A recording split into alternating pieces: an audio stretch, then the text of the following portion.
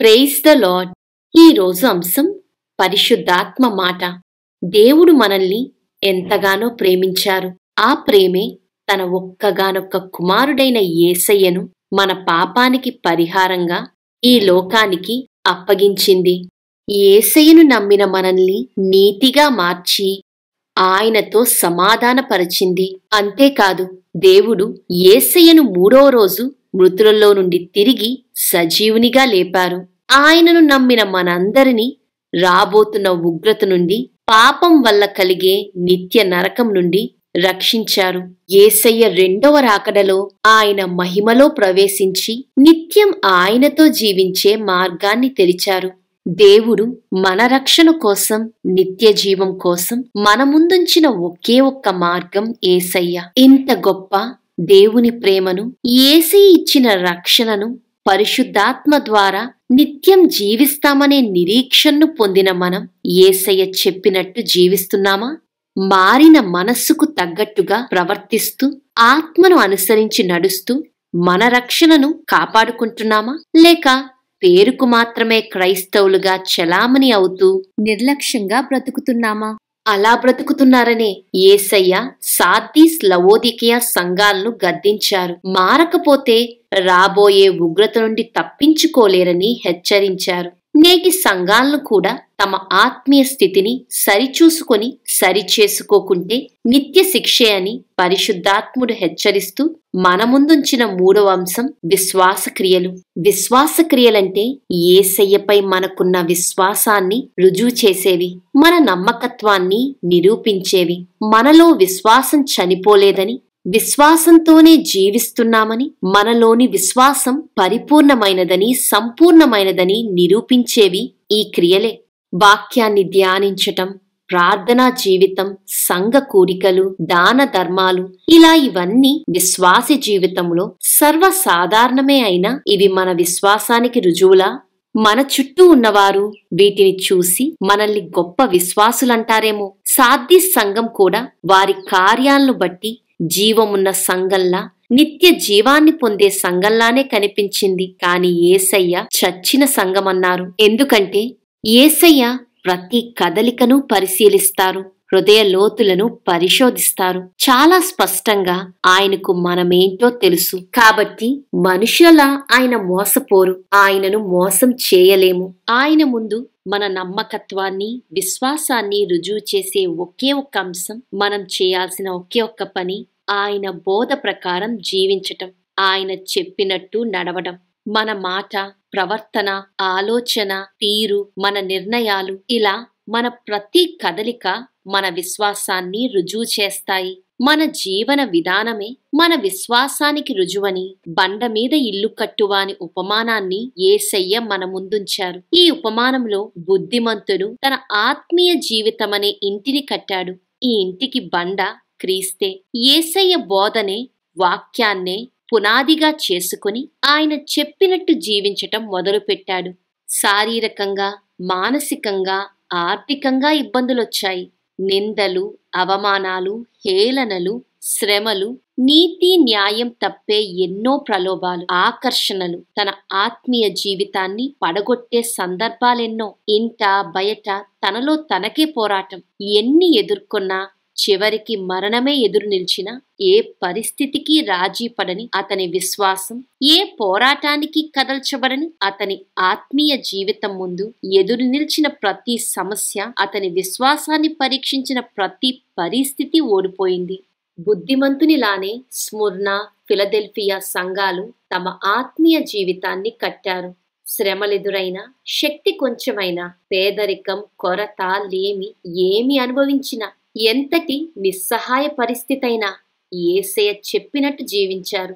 ప్రతి సమస్యలను, వ్యతిరేకతలను సహించారు. వారి బ్రతుకుల ద్వారా యేసయ్యకు సాక్షిగా, విశ్వాసానికి సాక్ష్యంగా నిలిచారు. విశ్వాసమంటే ఆయన ఏదైనా చేయగల శక్తిమంతుడని నమ్మటం మాత్రమే కాదు, నమ్మిన మనం శక్తిమంతుడైన ఆయననే ఆధారం చేసుకుని బ్రతకటం. అంటే అబ్రహాములాగా దేవునిపై అతనికున్న విశ్వాసం ఆయన మాటకు లోబడి గమ్యం తెలియకపోయినా దేశాలు దాటించింది. ఏ ప్రదేశం కావాలో, లోతునే ఎన్నుకోమనే ధైర్యాన్నిచ్చింది. ఎందుకంటే అతని ధైర్యం దేవుడే. ఆయన నడిపింపే ఆధారం, కనిపించే సమృద్ధి కాదు. సొదొమ రాజు తమ ఆస్తులు తీసుకోమన్నా అబ్రహాము ఒక్క దారం పోగు కూడా తీసుకోనని, తనను ఆస్తికర్తగా చేసేది దేవుడేనని, ఆయన ఇవ్వనిది అది ఏదైనా ఎంతైనా తాను తీసుకోనని దేవుని సాక్షిగా సొదొమ రాజుకు మాట ఇచ్చాడు. దేవునిపై విశ్వాసమే ప్రతి సందర్భంలో అడుగడుగునా అబ్రహాము జీవితాన్ని శాసించింది, అతన్ని నడిపించింది. ఆ నమ్మకమే 25 సంవత్సరాలుగా ఎదురు చూసిన వాగ్దాన పుత్రుడైన ఇస్సాకును బలిగా అర్పించేలా సిద్ధపరిచింది. ఇశ్రాయేలీయులకు, విశ్వాసులైన మనందరికీ తండ్రిగా నిలిపింది. అబ్రహాము తన విశ్వాసాన్ని తన మాట ద్వారా, ఆలోచన, తీరు, నిర్ణయాలు, ప్రవర్తన ద్వారా చూపాడు. దేవుని వాక్కుకు లోబడి నడిచాడని అతని ఈ క్రియలు సాక్ష్యమిస్తున్నాయి. దేవుని మాటకు లోబడి చెప్పినట్టు నడవటమే విశ్వాసం. ఇలాంటి విశ్వాసం, ఇలాంటి జీవన విధానం, ఇలాంటి విశ్వాస క్రియలు సార్దీస్ సంఘంలో లేవు. కనుకే యేసయ్య ఆ సంఘాన్ని మృతుడవని, చచ్చినదని అన్నారు. ప్రాణం లేని శరీరంలాగే క్రియలు లేని విశ్వాసం కూడా చచ్చినట్టే. వీరినే కాదు, వాక్యం ప్రకారం జీవించని పరిసయ్యులను కూడా యేసయ్య సున్నం కొట్టిన సమాధులని చచ్చిన వారితోనే పోల్చారు. మన విశ్వాసాన్ని యేసయ్య దేనితో పోలుస్తారు? యేసయ్య దృష్టిలో మనమెవరం? సజీవులమా, చచ్చిన వారమా? యేసయ్య బోధ తెలిసి కూడా సార్దీస్లా నిర్లక్ష్యంగా బ్రతుకుతున్నామా? లేక లవోదికయ సంఘంలా దేవునిని, లోకాన్ని సమతుల్యం అంటే బ్యాలెన్స్ చేయటానికి ప్రయత్నిస్తూ 2 పడవల మీద కాలేసి ధీమాగా సాగుతున్నామా? లవోదికయ సంఘంలా నులివెచ్చగా బ్రతికే వారిని యేసయ్య ఉమ్మివేస్తానన్నారు.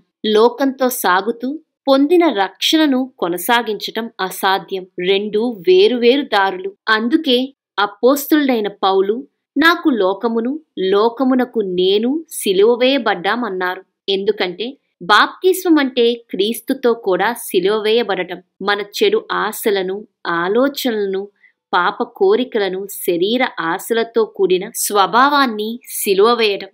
అంటే మనలోని పాత స్వభావం చచ్చిపోయింది. ఇకపై జీవించేది మనం కాదు, క్రీస్తే మనలో జీవిస్తారు. ఆయన చెప్పినట్టే మనం నడుస్తాం. ఆయన కొరకే ఈ జీవితం. ఇదే క్రైస్తవ విశ్వాసం, దేవుని ఎదుట మన తీర్మానం. అయితే లవోదికయ సంఘం రక్షణ పొందింది, కానీ వారి జీవితాలు మారలేదు. వారి స్వభావంలో మార్పు రాలేదు. అందుకే ఈ లోక సౌఖ్యాలైన ధనం, సుఖం, పరపతిని చూసి గర్వించింది. ఏ కొరత లేదని ఆర్థిక పరిస్థితికి అతిశయించింది, ఆనందించింది. కాని యేసయ్య ధనవంతులైన వీరిని దరిద్రులని, విలువైన వస్త్రాలు ధరించే వీరిని దిగంబరులని, దిక్కులేని వారన్నారు. అంతేకాదు, దేవునిని, లోకాన్ని బ్యాలెన్స్ చెయ్యొచ్చు, లోకంలో ఆనందిస్తూ క్రీస్తుతో సాగొచ్చు అనే భ్రమలో బ్రతుకుతున్న వీరిని గుడ్డివారన్నారు. అంటే వారింకా చీకట్లోనే జీవిస్తున్నారని అర్థం. అయితే కొరత, లేమి, దరిద్రం, పేదరికం, శ్రమ ఉన్న స్మృణాన్ని మాత్రం యేసయ్య ధనవంతులన్నారు. యేసయ్య తీర్పుకు, ఈ లోకపు తీర్పుకు ఎంత తేడానో! ఈ లోకం మనుష్యుల శరీర సౌఖ్యాలను, ధనాన్ని, సుఖవంతమైన జీవితాన్ని చూచి దేవుని చేత ఆశీర్వదింపబడిన వాడని వారి ఆత్మీయ జీవితానికి ముడిపెడతారు. అలానే కష్టాలు, శ్రమలు, నష్టాలు, కుటుంబంలో ఇబ్బందులు, వ్యాధులు ఉంటే సరిగా ప్రార్థన చేయటం లేదనో, విశ్వాసం లేదనో దిగజారిన స్థితిని బట్టి ఆత్మీయ జీవితాన్ని నిందిస్తారు, విశ్వాసాన్ని ప్రశ్నిస్తారు. కాని యేసయ్య స్మృణ సంఘ శారీరక పరిస్థితులను చూసి, నీ విశ్వాసంలో లోపముంది, నీవింకా ఆత్మీయంగా ఎదగలేదు కాబట్టే శారీరకంగా ఆశీర్వదించబడలేదని చెప్పలేదు. వారి దిగజారిన పరిస్థితుల నుండి లేవనెత్తుతాను, శారీరకంగా ఆశీర్వదిస్తానని చెప్పలేదు.